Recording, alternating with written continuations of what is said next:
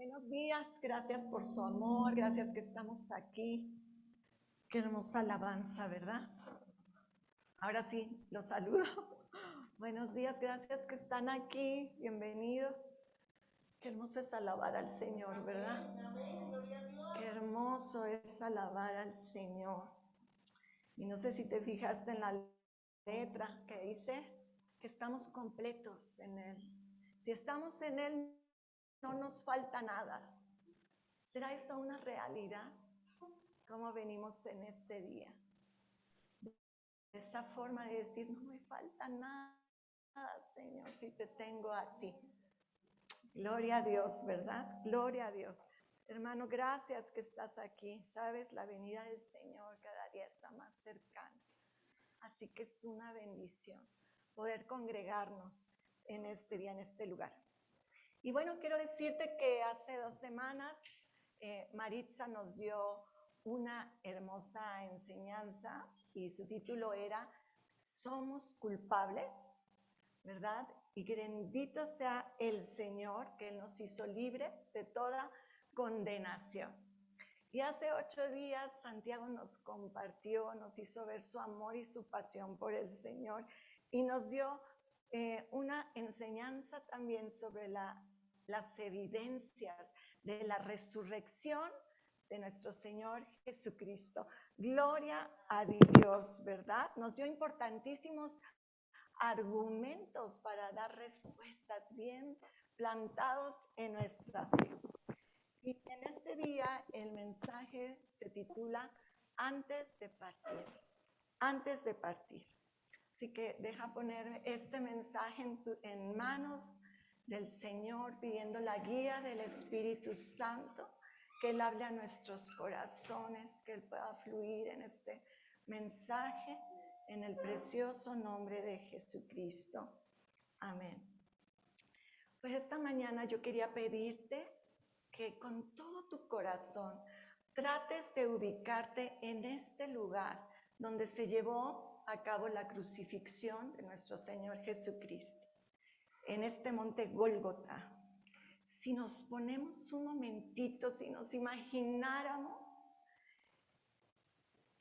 esta escena, que estuviéramos allí, donde íbamos a ver el día más terrible, tremendo, un día lleno de tinieblas, un día difícil, un día oscuro, en el que Jesucristo iba a estar en una cruz, crucificado, pagando un precio. Él que no cometió ningún pecado, lo estaría haciendo por ti y por mí. Iría a ese madero. Así que quiero que te imagines ese día oscuro, pero tan lleno de contrastes. Había mucha gente en ese lugar. Ciertamente había tristeza, había llanto, pero ¿sabes? También había alegría de los enemigos. Había dudas, había resentimientos. Mucha gente se cuestionaba, ¿por qué? ¿Por qué Jesús está pagando? ¿Por qué Jesús va a ir a esa cruz? Pero muchos festejaban ese día, ¿cierto? Muchos estaban ahí festejando, pero Jesucristo estaba viendo este panorama y estaba viendo cómo también había sido abandonado por muchos. Y solo unos poquitos estaban allí, ¿verdad? Entre ellos su madre María. Y sabemos que su muerte ilustra la seriedad del pecado y la necesidad también de un Salvador para pagar el precio por nuestra iniquidad. Pero mira, Pedro nos dice que hay algo más en la muerte de Jesucristo. Pues para esto fuisteis llamados, porque también Cristo padeció por nosotros, dejándonos ejemplo para que sigáis sus pisadas. Hay algo más en este grandioso día. ¿Sabes? Jesús mencionó 7 frases tremendas. Y en estos momentos de pruebas tan grandes, vemos la revelación más pura y más cierta de su carácter. Jesucristo fue perfecto tanto en su vida como en su muerte. Y es aquí donde vemos el verdadero carácter. Y esa también es nuestra realidad. Nosotros no conocemos a las personas en los buenos momentos de la vida. Nosotros vamos a conocer realmente quiénes somos en los tiempos difíciles. En estos tiempos de prueba, de tribulación, ahí vamos a conocernos. Ahí vamos a conocer nuestro carácter. Y vamos a conocer quién realmente somos, cómo reaccionamos ante las cosas. Acompáñame entonces a ver estas 7 frases y empiézate a imaginar y a encontrar la enseñanza para nosotros en cada una de ellas. Allí donde él no podía moverse, ¿verdad? Ya no podía decir o expresar algo con sus manos, pero sí nos podía hablar. Aún en esa agonía, él podía hablarte. Y mira, estas son las frases. Padre, perdónalos, porque no saben lo que hacen. Yo te aseguro que hoy estarás conmigo en el paraíso. Mujer, ahí tienes a tu hijo. Hijo, ahí tienes a tu madre. Dios mío, ¿por qué me has desamparado? Tengo sed. Consumado es, todo está cumplido. Padre, en tus manos encomiendo mi espíritu. Crucifícale, crucifícale. ¿Sabes? Este mensaje sí me costó trabajo, así que oré porque Dios me dé fuerzas, porque me conmovió. Por eso te invito de verdad que nos metamos y nos estemos imaginando estas palabras de Jesús, porque es lo que él oía. Crucifíquenle, crucifíquenle. Así le gritaban las personas a Jesús, demostrando esta locura del odio. ¿Sabes? Este odio hace que ya no podamos pensar, ni ver, ni escuchar nada sin distorsiones. El odio es algo tremendo. Tanto así que hicieron perder a los judíos todo sentido de proporción. Cuando los romanos llegaron por primera vez a Palestina, tomaron un censo para organizar los impuestos que tendrían que pagar como pueblo sometido. Y se produjo la rebelión más sangrienta, porque los judíos insistían que Dios era su único rey y a él solamente pagarían tributo. Pero ¿qué pasó cuando el judío estaba delante de Pilato? ¿Qué pasó allí? Dijo, no tenemos más rey que el César. Seguramente Pilato, ¿qué habrá hecho, verdad? Seguramente sí que se quedó sin aliento. Se voltearon a su Dios. Así que este es un cuadro horrible, un cuadro tremendo. Olvidaron toda misericordia, todo sentido de proporción de todos sus principios. Olvidaron hasta Dios. Nunca en la historia de la humanidad se mostró más claramente la locura del odio. Lucas 23:34 es la primera frase. Y Jesús decía, Padre, perdónalos, porque no saben lo que hacen. El perdón es la necesidad más grande del hombre, ¿cierto? Es la única manera de que podamos entrar en comunión con Dios y evitar el infierno. Por esto Jesús oró por el perdón. Jesús escuchaba burlas, ¿no? En todo este ambiente que le rodeaba, decían, si eres hijo de Dios, baja esa cruz, ¿cierto?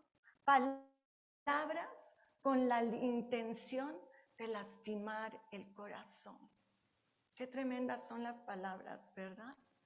Eso es algo que te puede acabar, que puede herir, que puede abrirte el corazón.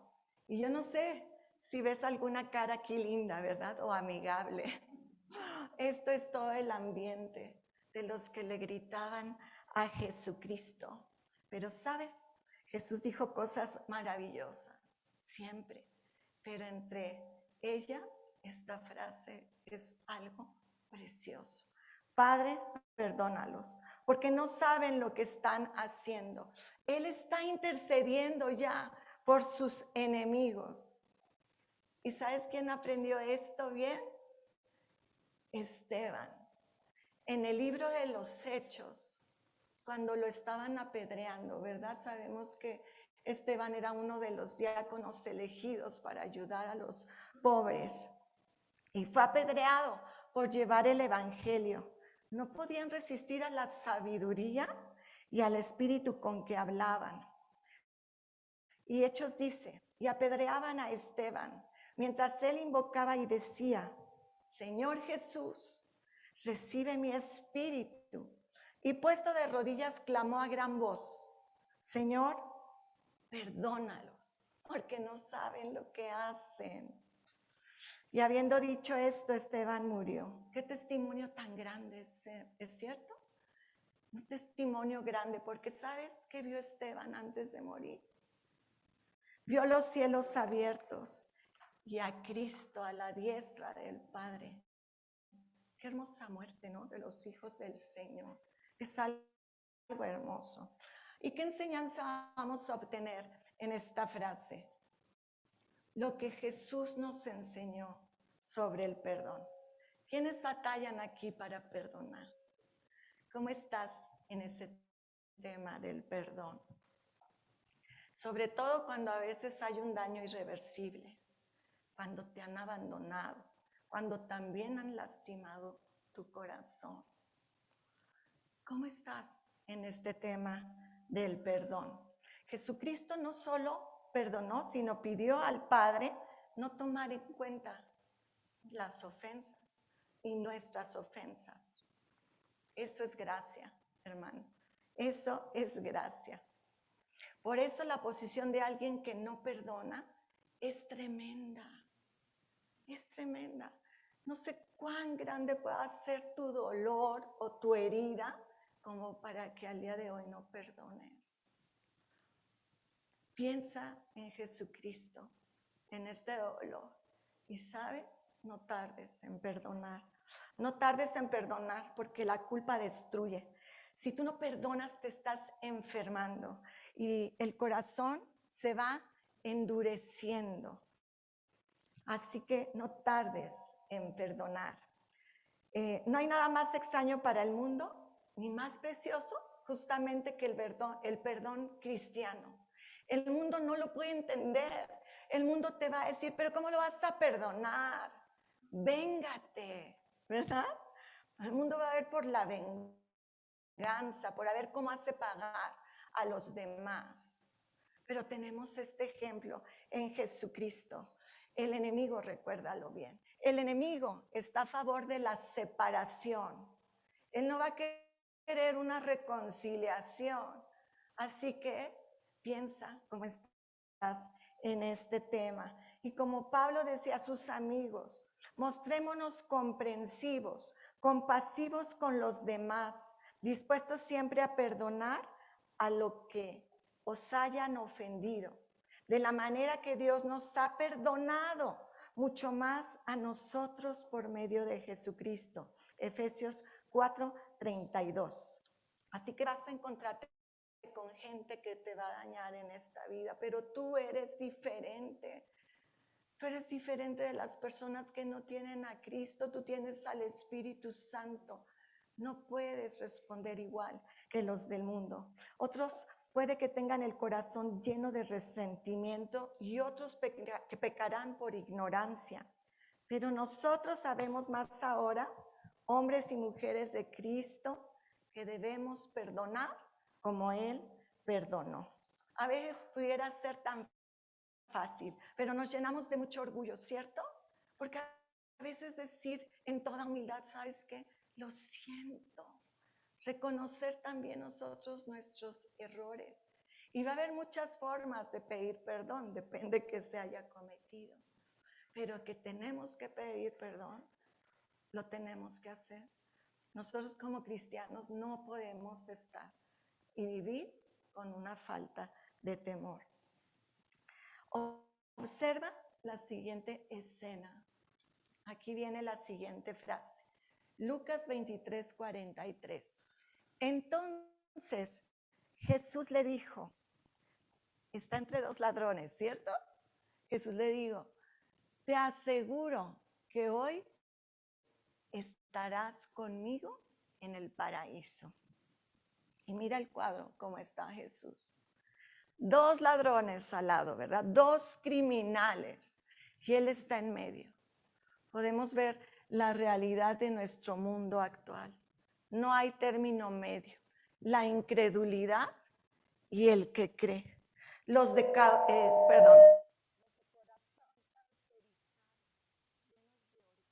ignorancia. ¿Sabes? Un ladrón despreció al Señor. Yo creo que el ladrón que no creyó, ¿verdad? Que le decía, sálvate si puedes, ¿sí? Creo que ni siquiera lo volteó a ver. Él estaba como quejumbroso, ¿verdad? Burlándose de Jesús. Así que hay personas que no se arrepienten porque aman más su pecado. Los que quieren beneficios sin compromiso y los que no entienden se vuelven en reproches y quejas hacia Dios. Esa es la situación de uno de los ladrones. Pero tenemos a un segundo ladrón, ¿cierto? En este caso de los necios, hay un proverbio que dice, Proverbios 19:3. La necedad del hombre le hace perder el rumbo y para colmo, su corazón se irrita contra el Señor. Describe este proverbio, ¿verdad? A un ladrón como el que tenemos ahí. El siguiente ladrón tiene una necesidad y reconoce al Salvador, pero también ¿sabes qué hace? Este ladrón reconoce con arrepentimiento su pecado. Cuando dice, este hombre no ha hecho nada. En cambio nosotros,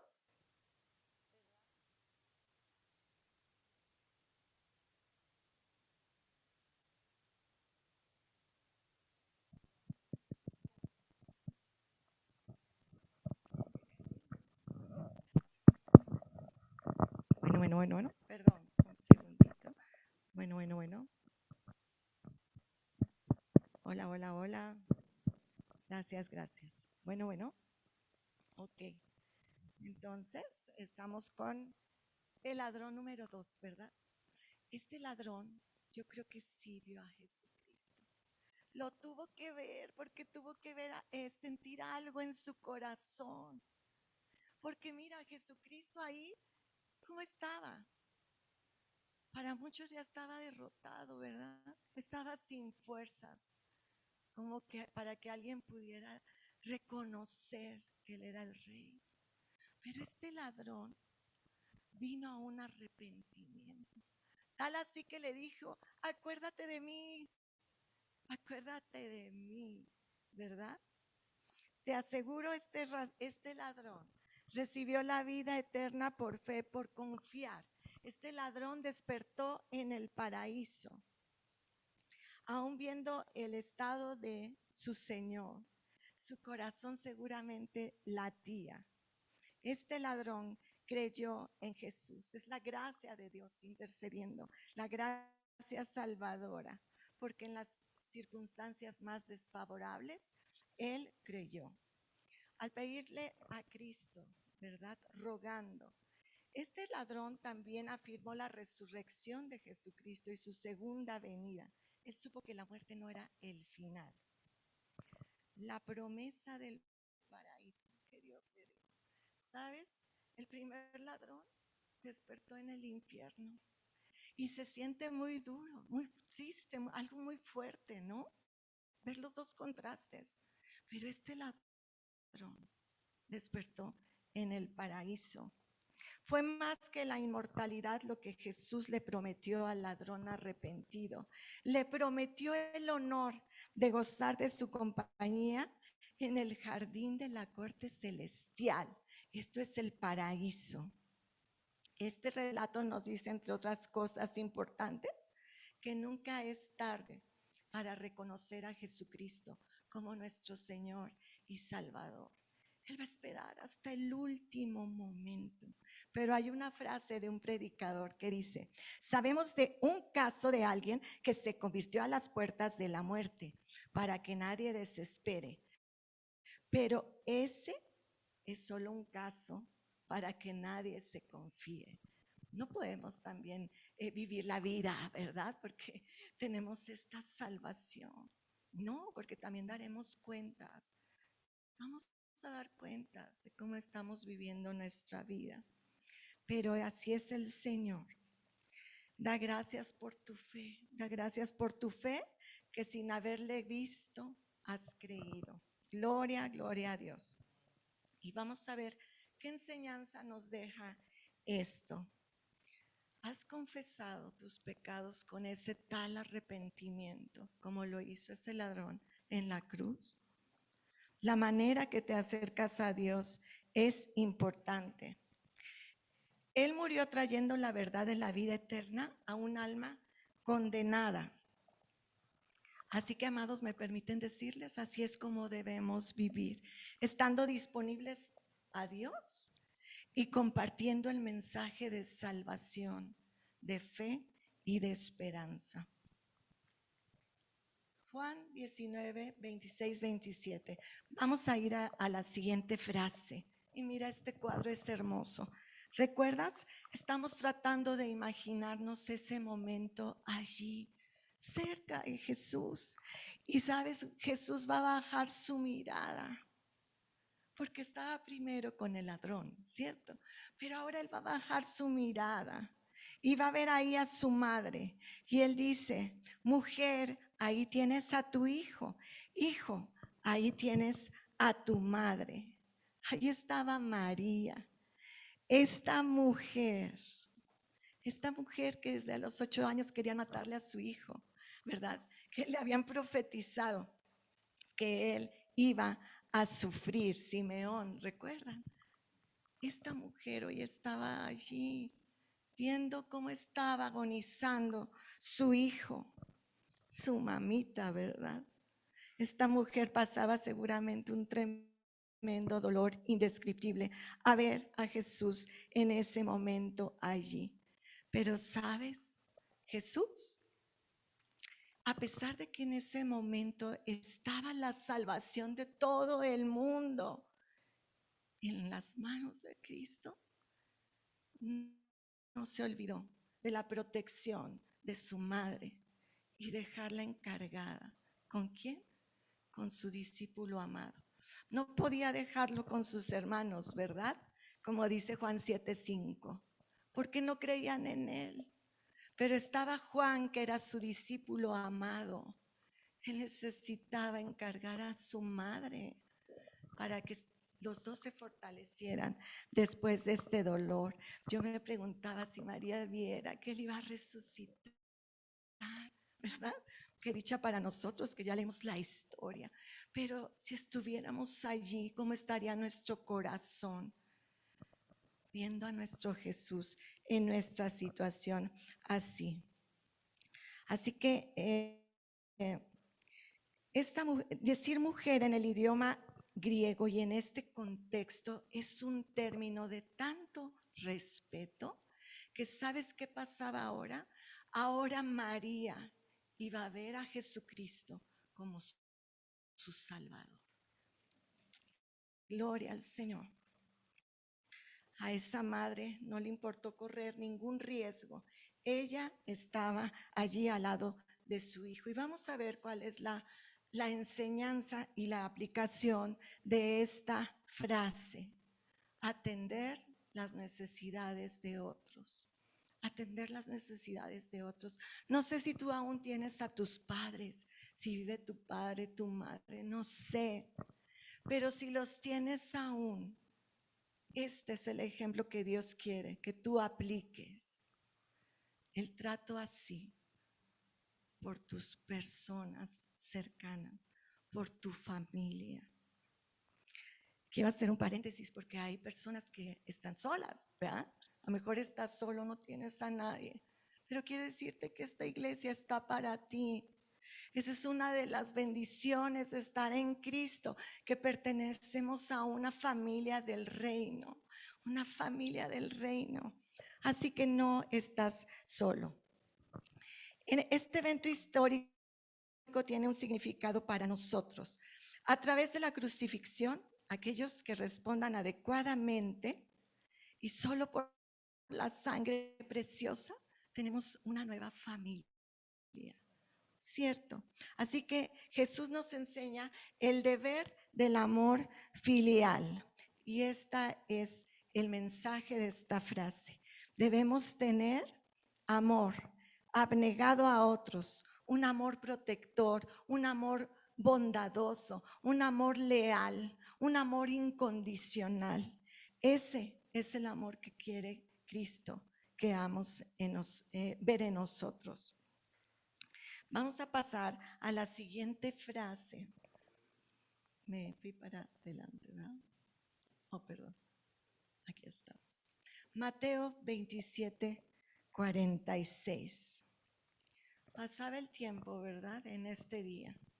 Narra la historia que todo se oscureció. Las 3 últimas horas hubo tinieblas. ¿Se recuerdan la película que nos puso Maritza? Casi no la aguantaba. Esas horas, esos momentos, ¿verdad? Que parecía como que venía, más que un torbellino, parecía como un huracán, donde Jesucristo empezaba a llevar tu pecado. Todos los pecados de la humanidad iban sobre él. Así que aquí escucharon una gran voz. Elí, Elí, ¿por qué me has abandonado? Dios mío, gritaba, su mirada viendo al Padre. ¿Por qué me has abandonado? Si te fijas bien, aquí no le dice Padre. Ellos que habían sido uno, aquí está totalmente separado de su Padre. Vemos la separación a causa del pecado. El pecado fue colocado sobre él y fue tratado como si fuera culpable. Alguien dijo, él vino a pagar una deuda que no debía, debido a que nosotros debíamos una deuda que no podíamos pagar. Y él repite 2 veces, Dios mío, Dios mío. Una fe decidida que se aferra. Aún así es como si él dijera, aunque tú me has desamparado, yo estoy aquí, yo permanezco en fe. La fe triunfa y no hay señal de algún desfallecimiento del corazón hacia el Dios viviente. ¡Qué amor! ¡Qué amor! Él tenía su mente clara en este tiempo, porque a la hora novena, si recordamos, trataron de ofrecerle una bebida que él no quiso, porque esta mezcla era como para menguar su dolor un poquito, como que los dormía, ¿no? Los anestesiaba, es más bien esa palabra, y él no quiso tomarla, porque él quería estar perfectamente claro en estos momentos tan cruciales. Jesús, cuando sintió su dolor más agudo en medio de los terrores y angustias de la ira divina, ¿sabes qué hizo? Jesús acudió a la Escritura. ¿Quién conocía mejor la Escritura que Jesús? Y Jesús va justamente al Salmo 22, donde está esta frase, Dios mío, Dios mío. Encontramos aquí una verdadera condición de hijo, clamando en la oscuridad. Tanto la Escritura como la oración eran preciosas para Jesús en su agonía. Podemos tener la bastante seguridad de que Jesús estaba meditando en el Antiguo Testamento durante las horas de su sufrimiento y de que vio su crucifixión como un cumplimiento en particular en el Salmo 22, dice uno de los comentarios. Así que permíteme terminar esta frase mencionando a Spurgeon. Él dijo, podemos imaginar la respuesta a la pregunta de Jesús, ¿por qué? ¿Por qué, hijo? Porque, hijo mío, has elegido ponerte en lugar de los pecadores culpables. Tú, que nunca has conocido el pecado, has hecho el sacrificio infinito de convertirte en pecado y recibir mi ira justa sobre el pecado y los pecadores.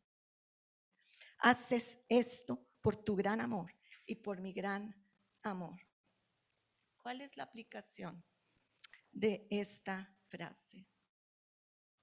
Muchos han vivido de abandono, muchos.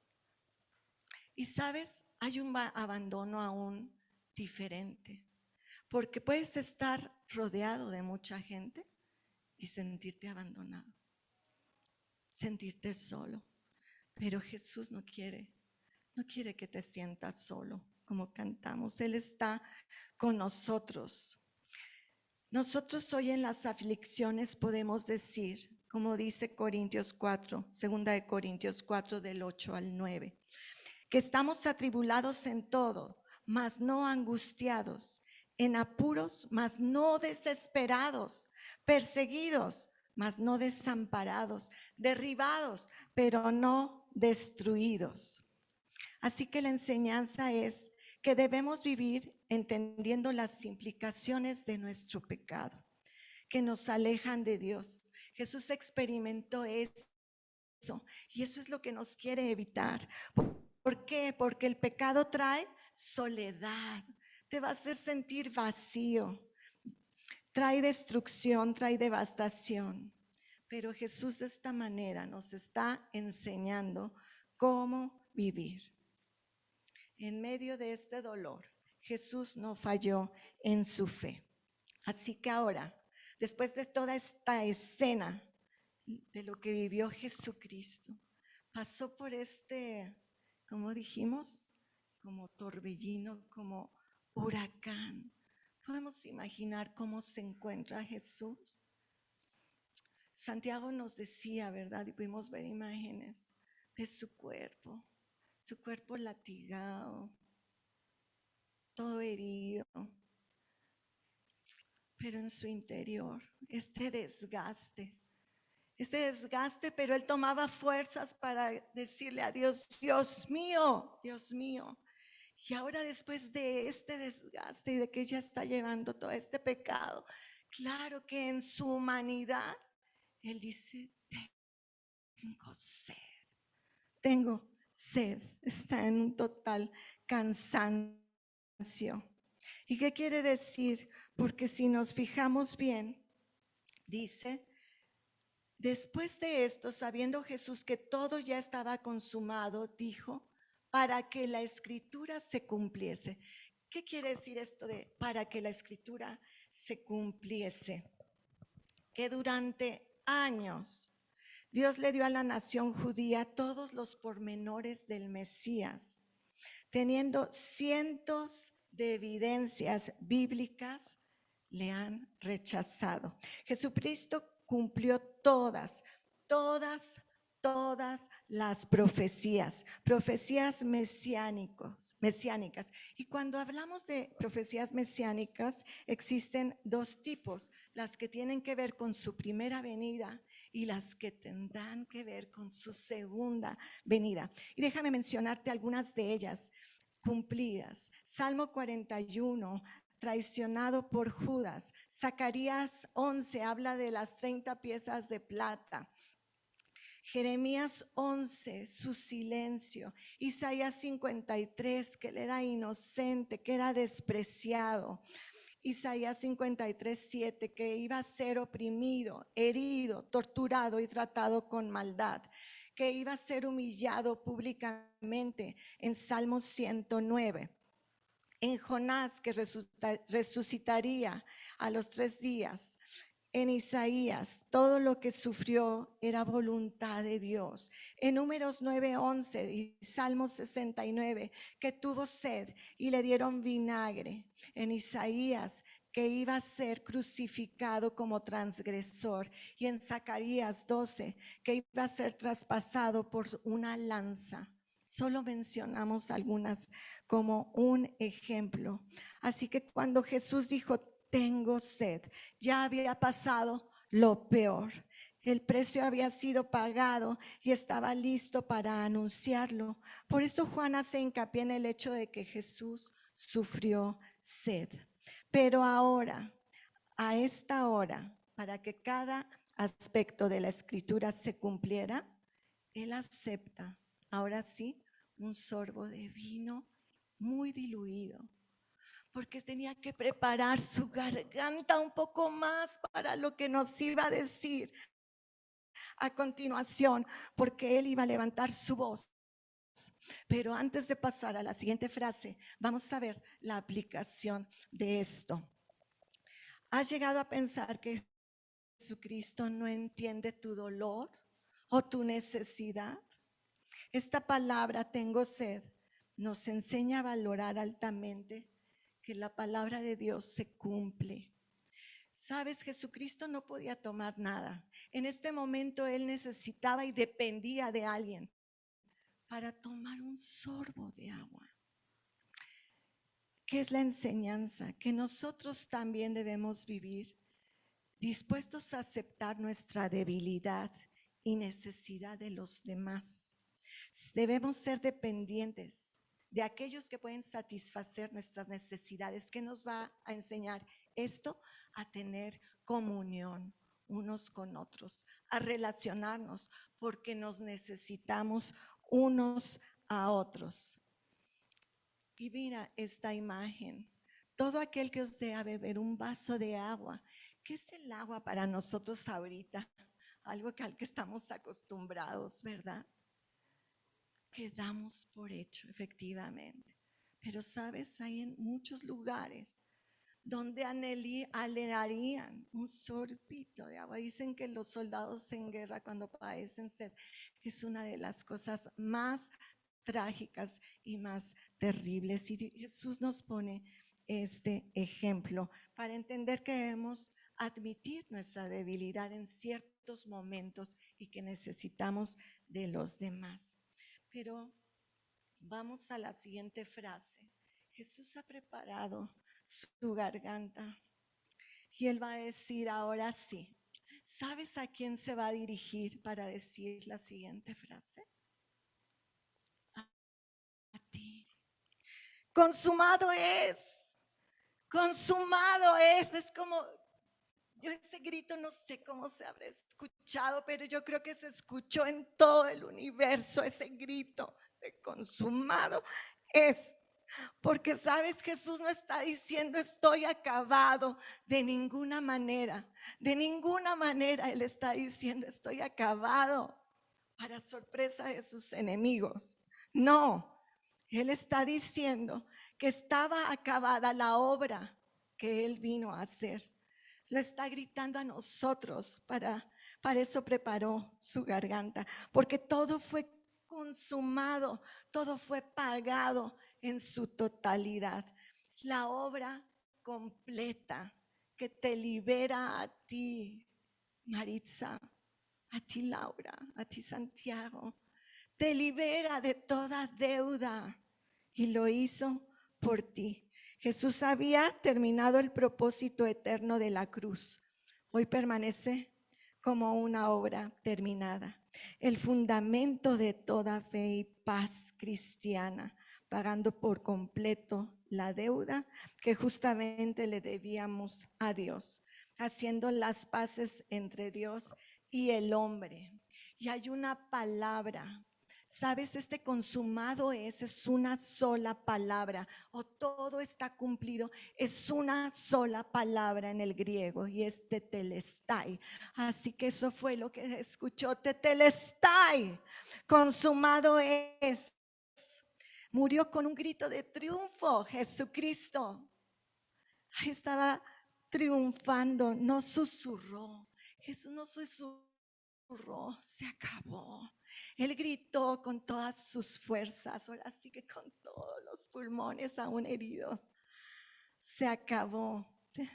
Él no hubo ninguna derrota, sino que proclamó su triunfo como el vencedor que había derrotado definitivamente al enemigo en el último enfrentamiento y que había completado dado una gloriosa misión. Terminado, terminado. Nuestro Cristo crucificado, pero victorioso. Gloria, gloria a Dios. Cumplió la ley. Terminó con esto los sacrificios y ceremonias del Antiguo Testamento. Pagó toda la deuda. Desarmó los poderes de las tinieblas, de Satanás. Nos hizo libres. Nos justificó. Aquí comenzó la nueva era de la gracia, la era del Nuevo Testamento, la que sería dirigida por el Espíritu Santo de Dios. Gloria al Señor. Y estamos llegando a la aplicación, ¿verdad? A la enseñanza de esta frase. Esta frase nos enseña obediencia perfecta. Como Pablo, recordamos a Pablo, él usó esta palabra y él dijo en 2 de Timoteo 4, 7, 8, he peleado la buena batalla, he acabado la carrera, he guardado la fe. Por lo demás me está guardada la corona de justicia, la cual me dará él. Pablo también dijo, tetelestai, gloria al Señor.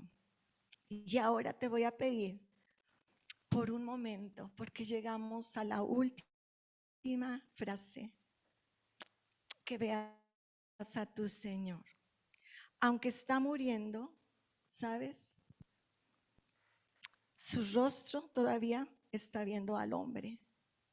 Su última palabra para ti justamente fue consumado es. ¿Podrías encontrar una palabra más adecuada y más selecta para que Jesucristo te dijera adiós? Se está despidiendo diciendo, consumado es. Él te dice que no has de temer. Y ahora se está dirigiendo al Padre. Y mira lo que le va a decir al Padre. Entonces Jesús, clamando a gran voz, dijo, Padre, en tus manos encomiendo mi espíritu. ¿Te diste cuenta que aquí volvió a decirle Padre?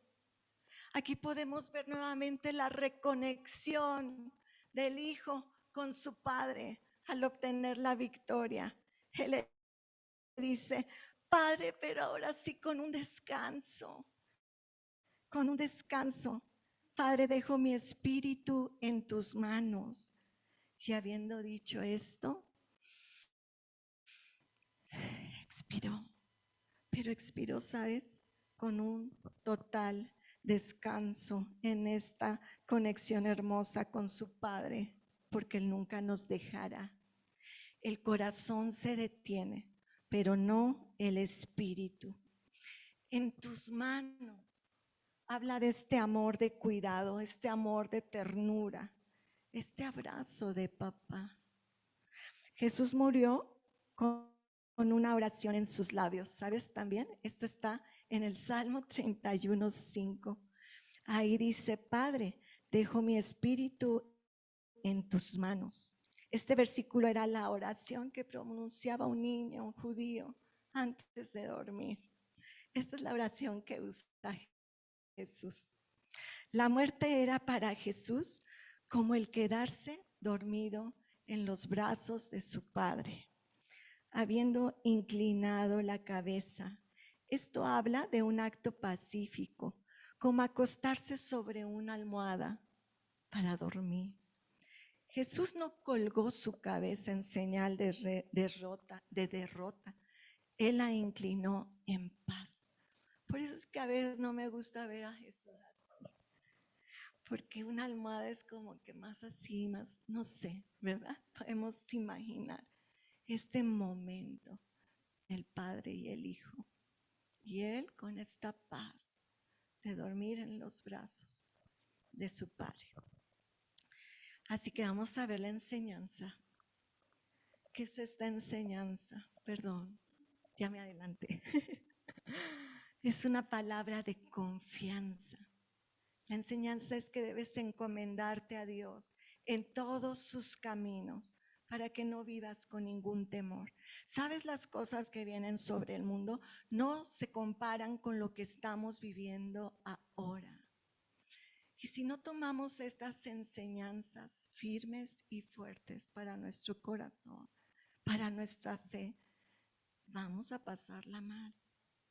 Por eso Dios nos enseñó antes de morir, tomando fuerzas en su garganta para realizar y dejarnos todas estas enseñanzas. Así que debemos vivir una vida encomendada de manera total a Dios, echando toda nuestra ansiedad sobre aquel que cuida de ti. Confía tu vida, tu alma, tu eternidad en sus manos, porque Él ha prometido cuidar de nosotros. Porque Dios cumple su palabra, ¿cierto? Jesucristo resucitó y Él vive. Te voy a pedir que te pongas de pie esta mañana. Jesús sabía lo que le iba a pasar, ¿cierto? Porque lo dijo muchas veces a sus discípulos. Él decidió todo eso por ti. Así que vemos el amor de Dios. Aquí está involucrado el amor de Dios desde el inicio hasta el final. Siempre el amor de Dios involucrado. Esta enseñanza ha sido como un cuadro para la vida, ¿cierto? Un inicio de amor, de perdón, de llevar el evangelio. Tú eres un portador de salvación, de ver por los demás, de relacionarnos, de dependencia en humildad, para dar buenas cuentas, terminando la tarea encomendada con gozo, que puedas decir a papá: Tetelestai, Padre, consumado es, hice mi tarea. Nos esperan los brazos de nuestro Padre, por quien vivimos y existimos. Quiero que cierres tus ojos. ¿Quieres nuevamente tomar un compromiso con Dios? Te invito a levantar tu corazón en este momento. Respira y siente esta presencia de Dios, porque mira, es un momento muy sublime. Antes de partir, Él quiso enseñarte esto. Antes de pecar, cuando te sientas tentado, recuerda el costo que fue pagado. Antes de la gritería, recuerda el costo. Antes de mentir, antes de engañar, antes de enojarte, antes de darte por vencido, recuerda este momento, este costo. Él pagó un alto costo. Tienes tú un alto valor para Dios. No pagó con oro ni plata, Él es el dueño de eso. Él pagó con la preciosa sangre de su Hijo Jesucristo. Sí. Gracias, Señor. Gracias, Señor. Te invito a que repitas conmigo en voz alta. Si tú estás ahí en tu casa, también te invito a que te levantes como un acto de adoración. Si quieres levantar tus manos como un acto de rendición, como un acto de gratitud y como un acto de libertad, porque Él te ha hecho libre.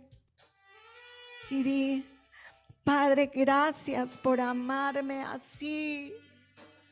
Repíteselo: gracias por amarme así. Quiero ser perdonador. Quiero estar evangelizando a las personas perdidas. Quiero ser alguien que ama de manera incondicional. Quiero estar libre del pecado. Quiero ser abierto en compartir mis necesidades con otros. Quiero terminar la obra que me has dado. Y quiero poner toda mi confianza en ti. Padre, en tus manos me encomiendo. Y me siento seguro. Gracias. Gracias, Señor. Gracias. En el nombre glorioso de nuestro Señor y Salvador Jesucristo. Amén.